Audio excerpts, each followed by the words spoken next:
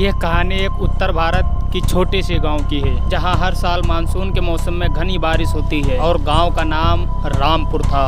और यह कहानी लगभग 20 साल पुरानी है। गांव के रहने वाले लोग बहुत ही साधारण और मेहनती थे, क्योंकि यहाँ के लोग बारिश का बहुत ज्यादा इंतजार करते थे, क्योंकि उनकी फसलें लहराती थी। लेकिन एक साल बारिश के ऐसी घटने का जन्म दिया जिसकी वजह से सभी के रोंगटे खड़े कर दिए। गांव के बाहर एक पुराना हो चुका खंडहर एक हवेली था, जिसे लोग भूतिया यानी कि डरावनी हवेली के नाम से जानते थे। और आपको तो पता ही होगा कि हवेली का इतिहास कम डरावना नहीं होता है। लगभग 50 साल पहले इस हवेली में एक अमीर जमींदार रहता था, जिसकी पत्नी रहस्यमय तरीके से मारी गई थी। उसके बाद से लोग बहुत ज्यादा डरे हुए रहते थे और कहते थे कि उसकी आत्मा हवेली के अंदर रहती है और रात के समय में किसी को भी अंदर जाने नहीं देती थी। उस साल बारिश भी पिछले कई सालों का रिकॉर्ड तोड़ के हो रही थी। गांव के लोग अपने अपने घरों में चुपके से बैठे हुए थे और बहुत ज्यादा डरे हुए थे। हवेली के पास में एक छोटा सा घर था, जिसमें रघु नाम का एक युवक रहता था। रघु अपने पत्नी और छोटे छोटे बच्चों के साथ में वो अपने घर में रहता था। और बारिश इतनी जोरदार थी कि उसके कारण उसके घर में पूरे पानी भर गया था। रघु बहुत ज्यादा परेशान हो गया था और यह सोच रहा था कि मैं अभी कहीं दूसरी जगह जाकर रहूंगा। रघु ने सोचा कि हम लोग भूतिया हवेली के अंदर जाकर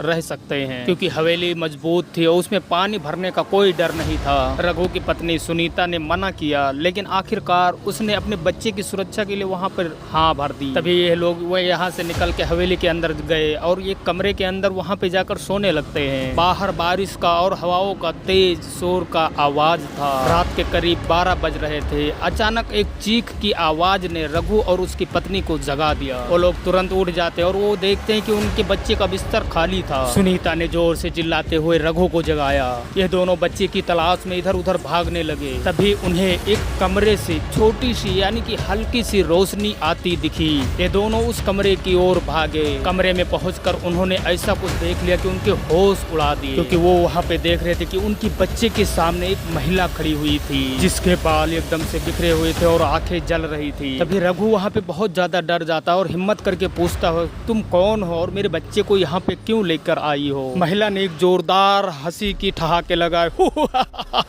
और तभी महिला यहाँ पे कहती कि तुम लोग मेरे घर में आके मुझे डिस्टर्ब कर दिया है और अब तुमको इसकी सजा भुगतनी होगी। सुनीता ने डर के मारे बच्चे को अपनी ओर खींचा और रघु ने दरवाजा जल्दी से बंद करने की कोशिश की, लेकिन वो महिला उड़ते हुए हवा में उसके पास में आ गई। तभी यहाँ पे रघु को उसने पकड़ लिया और हवा में उछाल दिया। रघु दीवार से टकराकर नीचे गिर पड़ा। सुनीता ने जोर से चीख लगाई और बच्चे को लेकर बाहर भागने की कोशिश की, लेकिन उस महिला ने उसको पकड़ लिया और उसके गले के ऊपर हाथ रख दिया। सुनीता ने तभी महसूस किया उसका सांस रुक रहा है और उसके आगे अंधेरा छा रहा है। तभी वहाँ पर अचानक से कमरे की खिड़की जोर से खुली और बारिश का पानी अंदर सीधा आने लगा और जोर जोर के हवा के साथ पानी अंदर आ रहा था। उस बारिश के पानी की वजह से उस महिला की ताकत में थोड़ी सी कमजोरी आई, लेकिन तभी सुनीता वहाँ से बच्चे को लेकर तुरंत मौका मिलते ही भाग ली। तभी रघु ने हिम्मत करके वो बाहर उठने की कोशिश की, लेकिन वो दर्द के मारे वहाँ पर बेहोश हो गया था। सुनीता ने अपने बच्चे को लेकर उस हवेली से बाहर भागने की कोशिश की, लेकिन फिर होना क्या था, दरवाजे अपने आप बंद कर दिए। उसने महसूस किया अब वो हवेली के अंदर ही फंस गए हैं। तभी उसको एक पुराना मंदिर याद आया, जो कि उस हवेली के अंदर ही था, लेकिन मालूम नहीं था। लोग कहते थे कि उस मंदिर में देवी का वास है, लेकिन वहाँ पे भूत प्रेत का असर नहीं होता था। सुनीता ने अपने बच्ची को गोद में उठाया और मंदिर की ओर जोर से भागी। मंदिर के अंदर पहुँच के देवी की मूर्ति के सामने बैठकर वहाँ पे प्रार्थना शुरू कर दी।